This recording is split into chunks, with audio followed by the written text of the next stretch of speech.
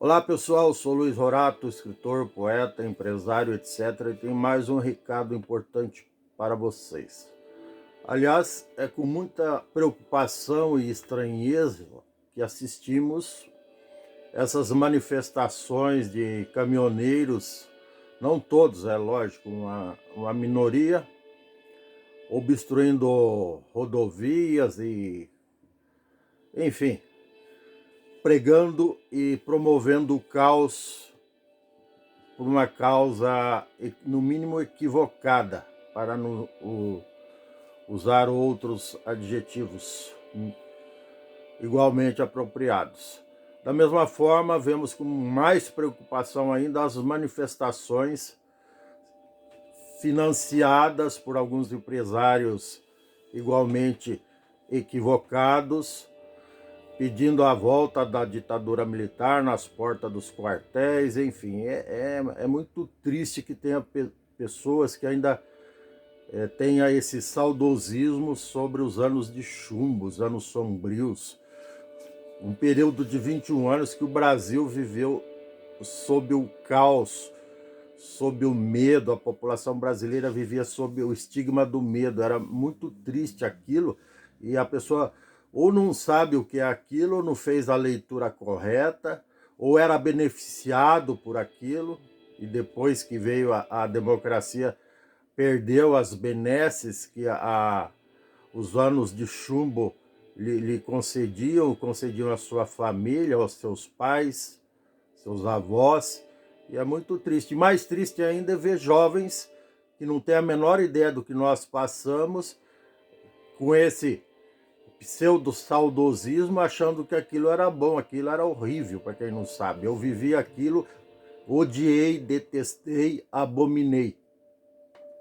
É horrível mesmo. Mas,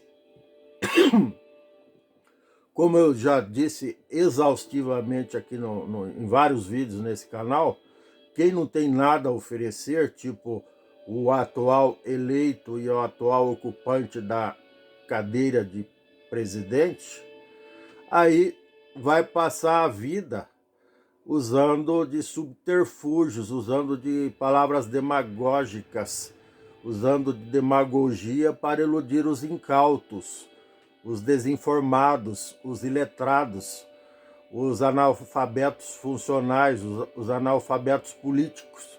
É disso que essa gente sobrevive, esse tipo de gente desqualificada que entra na política só para se dar bem ou só para fugir da responsabilidade, de algum tipo de responsabilidade criminal a partir do momento que consegue imunidade.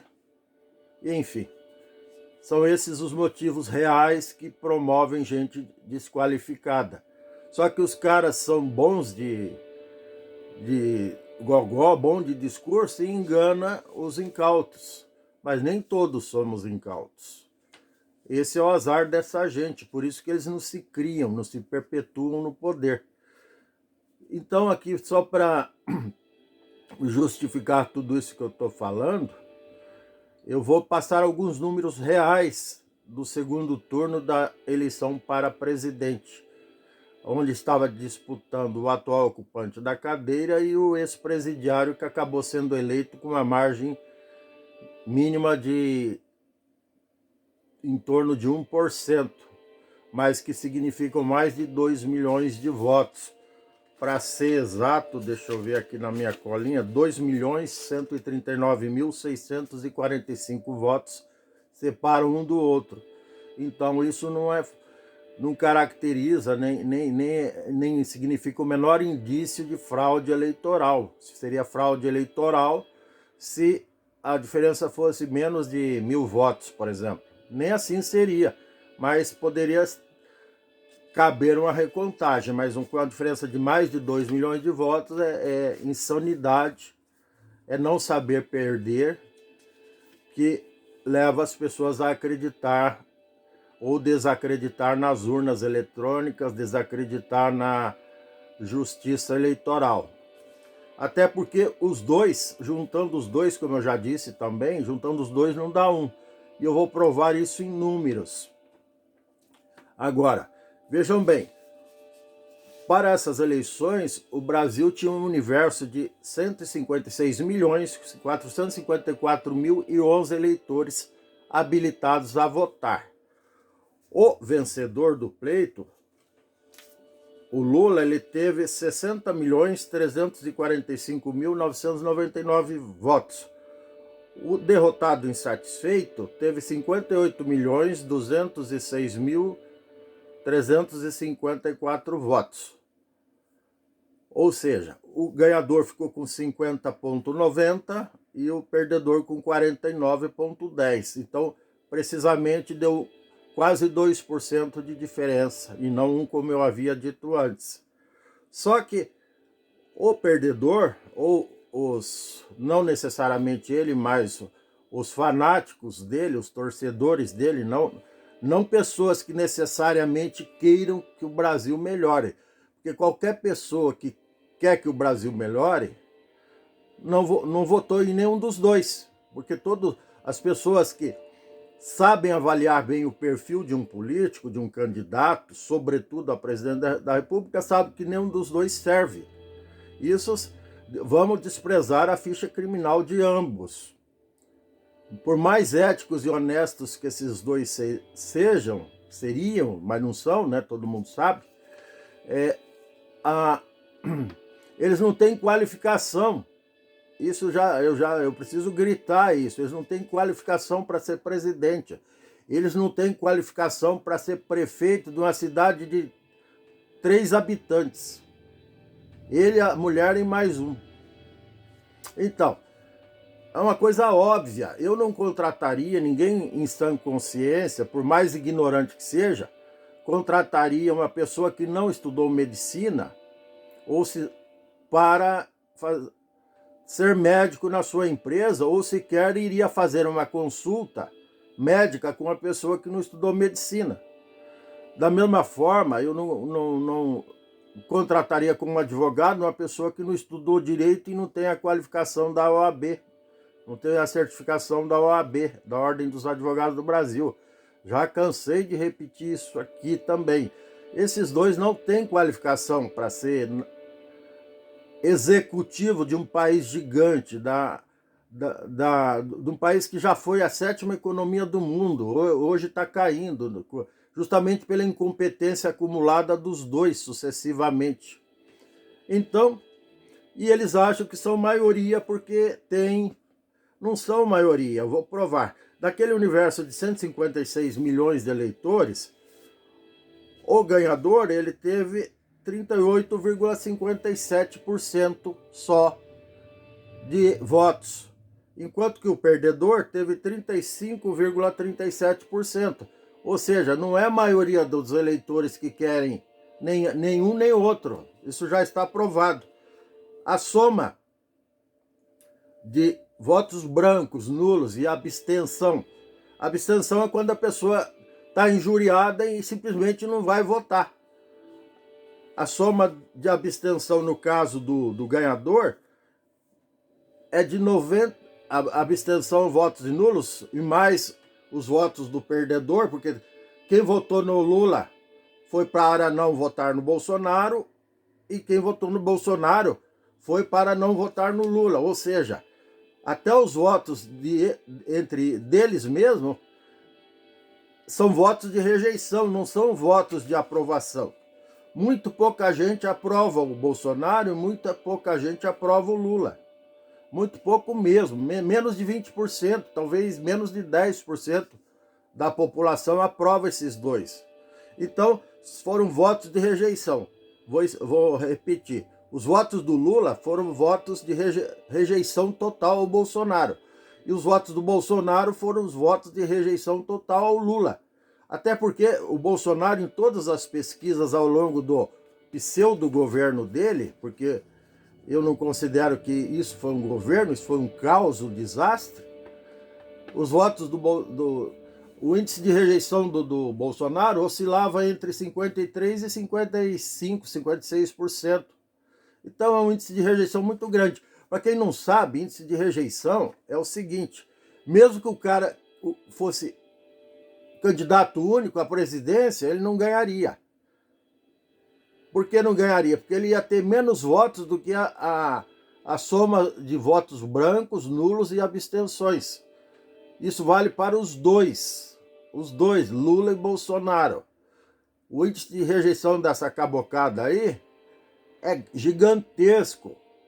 Pouca gente quer esses caras na presidência. Então, o sistema eleitoral brasileiro precisa ser revisto. Não é fraude, é que o sistema é falho. Precisa ser revisto. Para que ele seja revisto, é uma coisa simples. Basta, por exemplo, que nós tenhamos no segundo turno de eleição para prefeito, governador e presidente, no mínimo 3 candidatos, os 3 mais votados. Isso já seria uma grande ferramenta de correção dessa insanidade que é a polaridade de 2 despreparados. Nós teríamos pelo menos entre os 3 um qualificado.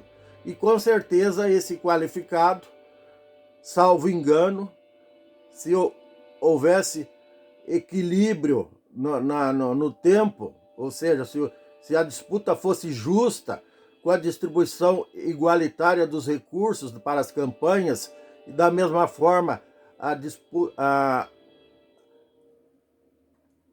disputa igualitária no tempo de exposição, no horário político gratuito, no rádio e na televisão, com certeza o mais qualificado ganharia e esses 2 estariam de fora, ad eternum, ou seja, para sempre, banidos da política.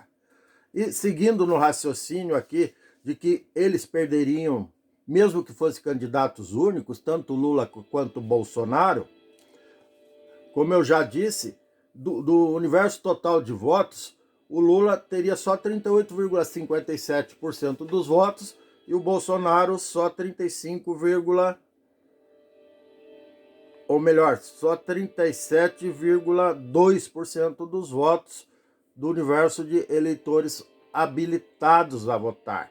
Isso qualquer um sabe que não é maioria, é minoria. Então, eles não seriam eleitos se fossem candidatos únicos. Só que essa margem, se eles fossem candidatos únicos, ia diminuir mais ainda. Porque aqueles votos de rejeição que eles ganharam, um contra o outro, também não seriam computados. Então ia dar aquilo que eu disse, no máximo 20% do universo total de votos. Ou seja, se fosse aluno que tivesse, os 2 fossem alunos que estivessem fazendo uma prova para tirar 10, iam tirar 2. No máximo 2. Ou seja, estariam reprovados. Assim como, na minha opinião, estão. Tanto é que eu votei em branco e jamais votaria nesses caras aí. Então eu espero que esses números tenham esclarecido as pessoas sobre o índice de rejeição desses 2. Então não cabe dizer em hipótese alguma que esses 2, ou que o que foi eleito porque foi favorecido pelo TSE ou pelo qualquer outro tribunal, ou que houve fraude nas urnas. Não houve. O índice de rejeição de gente desqualificada naturalmente é gigantesco. Até porque se não fosse, o que estaria em discussão seria a capacidade de discernimento das pessoas. E eu tenho certeza que a capacidade de discernimento de mais de 80% do povo brasileiro, qualificado ou não para votar, é excelente. Tanto é que esses números provam isso. Mas o que favoreceu o aventureiro desqualificado a ocupar a presidência aí, sucessivos anos, foi um sistema eleitoral viciado, no sentido de que mal elaborado, intencionalmente ou não, o sistema eleitoral brasileiro é mal estruturado, é mal feito. precisa ser revisto urgentemente, senão 80% da população vai ter que conviver indignado, com sentimento de impotência, com pessoas que ocupam o cargo da presidência sem qualificação, sem expertise, sem experiência e, pior ainda, arrogantes, prepotentes e cheios de defeitos e até engasguei, desculpa. E até um currículo vasto e nefasto de crimes nas costas. E isso é muito triste, e o povo brasileiro é um povo decente, honesto, trabalhador, digno, inteligente, e não merece engolir goela abaixo gente desqualificada, nem na presidência, nem na prefeitura, nem no governo do estado, nem em qualquer outro cargo público, seja do legislativo, judiciário ou executivo, ainda que seja indicado ou até concursado. Não merecemos isso, nós merecemos serviço público de qualidade e representantes sérios, dignos, honestos, competentes e qualificados para ocupar o cargo. Se não forem qualificados, devem ser banidos da vida pública. Tá certo? É isso. Se você gostou, dê um like, dê um joinha, inscreva-se no meu canal, ative o sininho para receber novos vídeos em tempo real. Um grande abraço, que Deus nos abençoe e nos proteja desse tipo de demônio e tchau.